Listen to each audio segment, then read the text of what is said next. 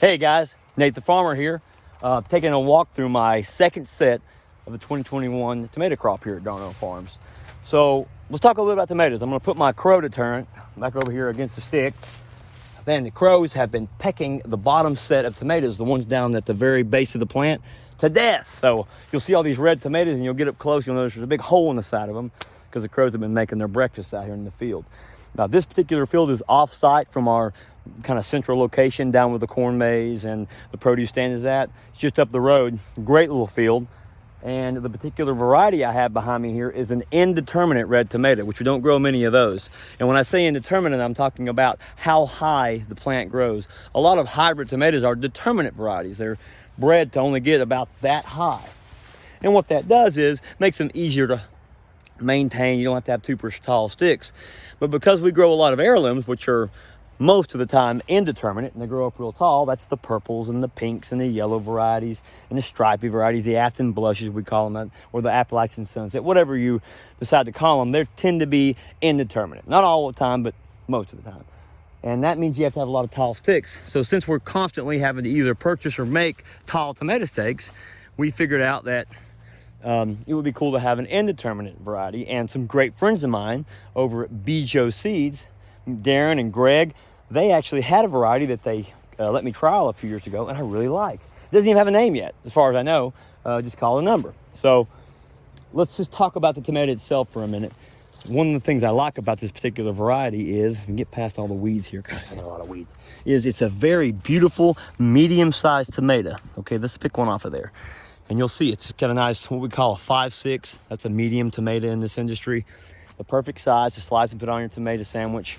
Not too big, so when you're buying by the pound, you can get 2 or 3 and still feel like you're not having to pay too much. It's firm. It's got a nice firm feel to it. It's got that beautiful little shape. A lot of in the tomato industry is all about aesthetics and how pleasing to the eye. It's kind of what makes heirlooms funny, is they're kind of ugly, and that's their little quirk. That's what makes them special. They're kind of on the other side of the spectrum and makes them special. They're a funky color and they're kind of ugly, and this makes them fun to grow, and I think it's one of the reasons people like them a lot. But I thought it would be cool to get out here in these tomatoes since they're right at the point where we're getting ready to pick them for the first time. You'll see a lot of the coals, the ugly ones, the ones with the crows that pecked holes, like right there.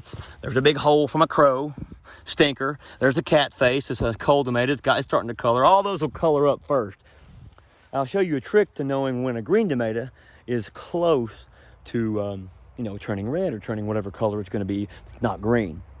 And that what you do is you look at the tomato, at the face of it right here where the bloom comes together. And there'll always be a white star at the beginning. So this one has got a little bit of a white star, but it's kind of hard to make out. Let's see if we can find one that's a little closer. All right, let's look down in there. We're going to set that on the plastic. We're going to pull back. There's one's already starting to color. Uh-oh, got a little bit of a blossom end right there. It's got the deficiency in water or calcium, something you see a lot in the field. When you're managing a lot of fields, you've got a lot going on. You miss the water or you didn't get enough calcium nitrate, or it's missing some important nutrient. They'll get the little rot here on the base of it. We're going to kick that one out of the way. Let's see if we can find another one. There's a nice big one. That's a nice pretty tomato. All right, again, we're going to look. Can you kind of see that white star?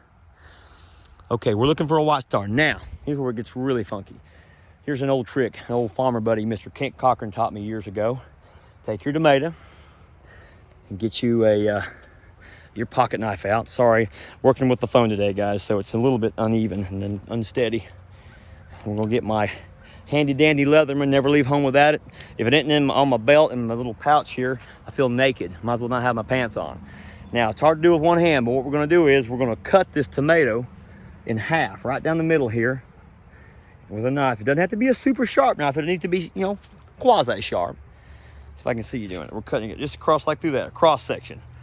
Okay, right in the middle. Come on, knife, cut through there. All right, so now, here's what you're looking for. We'll let the other part fall down. Now, if you can see down in there, I don't know how good you can see that, guys. You'll notice that one of the seeds I cut through, I actually cut through it a little bit. It's really white. But some of the seeds have kind of a jelly look on them there, and the knife blade slid by them. When all the seeds are kind of coated in that jelly and you cut it, even with a sharp knife, most of the time, the knife blade will kind of slide by the seeds and it won't cut any seeds. And that means you're almost ready for that tomato to be ripe.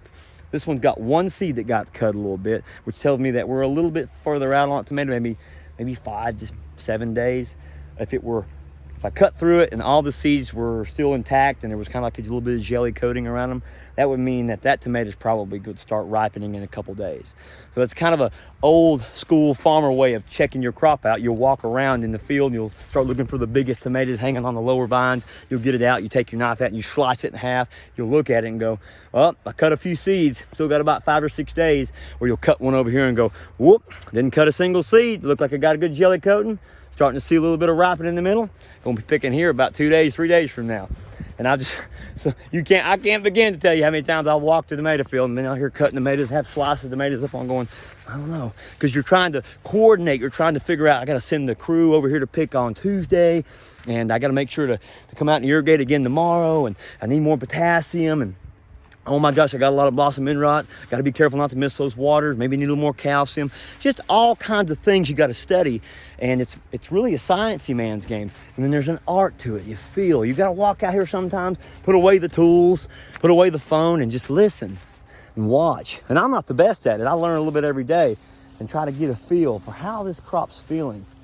I get a little excited and get a little giddy thinking about it.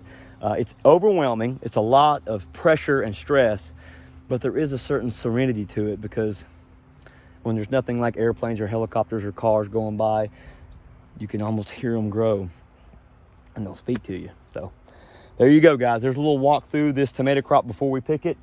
Once we start picking it, you'll start seeing some disease move through the base, because once you start putting your hands on these crops and moving hands left and right, that bacterial diseases and early blights and types of bacterial speck, they'll move up the vines. But right now, they're relatively beautiful.